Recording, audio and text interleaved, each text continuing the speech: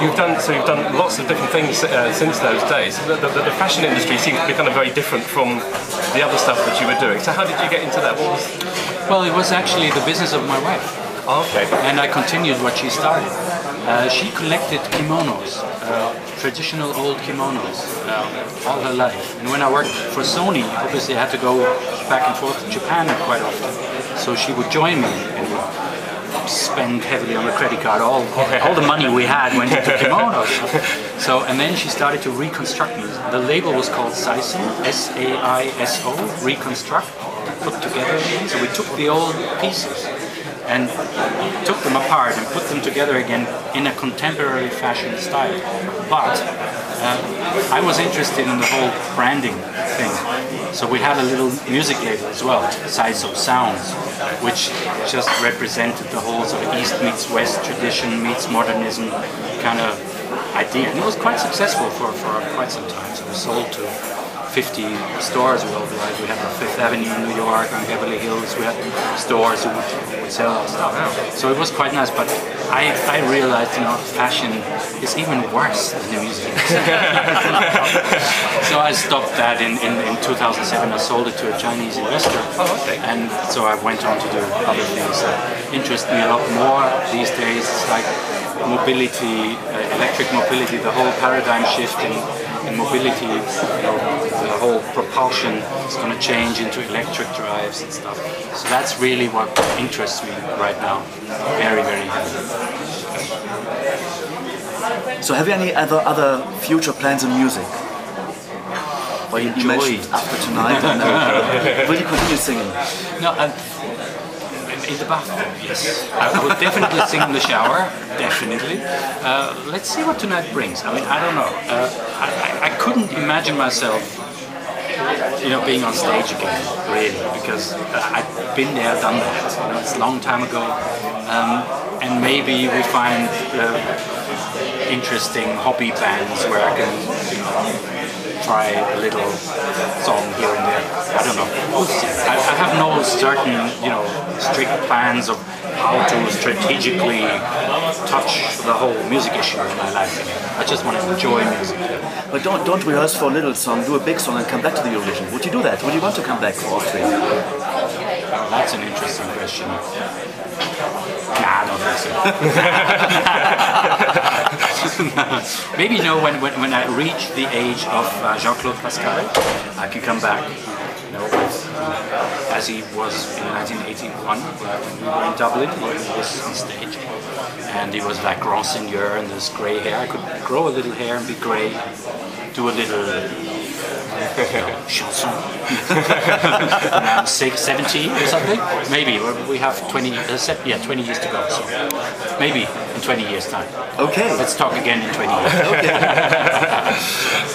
Austria's actually been out of the Eurovision Song Contest for the last few years, but they're actually coming back again this year. Yeah. Why do you think that the interest has waned there, or? Oh, that's a difficult question. I think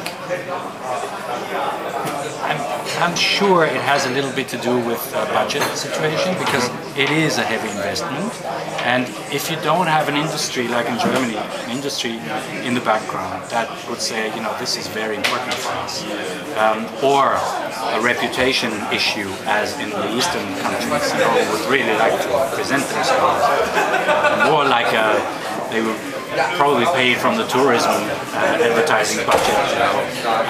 I think that maybe they thought it's not worth the effort. I don't know. But given the fact that they come back, I mean, I think that there is a signal that they take it more seriously. Yes. And I'm sure part of it is because of what happened last year to the whole situation in the German-speaking territory. Austria is traditionally quite linked to the German. We feel a little bit like a small, you know, this is big brother Goliath. Just say Cordoba, you know. They still talk about Cordoba like gazillions of years back when Austria beat Germany in football. You know, they still talk about that. It's like, ooh. So maybe because of what happened in Germany, that they thought we can't really miss it. So we want to, you know, try it another time. Do you think Austria only comes back because it is in Germany, and then next year, whoever it goes to, Austria will pull out again? I have no idea. I have no idea. I think maybe it also depends on who they're gonna find, and how the whole sort of play, how the whole game is going to work out for them. You know, if it's one of these exchangeable stuff that nobody does remember 3 minutes after it was played, then it's going to be a problem. I mean, I'm quite amazed of how many people remember Wenn du da bist from 1981. Because what we try to do now, I mean, we had strange choreography at that time. Oh my God, that was really far out there, and I didn't understand it, but everybody else seemed to be, oh, we have to, you know, impress people and all that. But the sheer musical quality of that song, it's a great ballad, and the whole sort of composition and the whole arrangement was so cleverly done that it wasn't immediately, it wouldn't stick to your brain, but if you listen to it twice and a third time, I still get money from that time, you know, I still get a check every year, like it's little money only, but they play it on Austrian radio, they play it. And because it's such an evergreen even, on a small scale, it's not Strangers in the Night, you know, but it's there and they play it. And I'm quite happy for that. I mean, I think that would be something that one should suggest to the Austrians. Don't do any Star Watch, you know, whatever cheap stuff just to be there. Try to find something sensible and try to do something with brains, because it works in the long term. Maybe your next album will have the new Strangers in the Night. Rather good. Well, that's very, very nice of you to say that. I mean, especially for the check. You know, absolutely, big that would check. be nice. Now, Marty, we have to finish the interview, but thank you very, very much for taking the time to talk to us. One quick question: what is your favorite Eurovision song of all time? Merci. Merci. You remember that?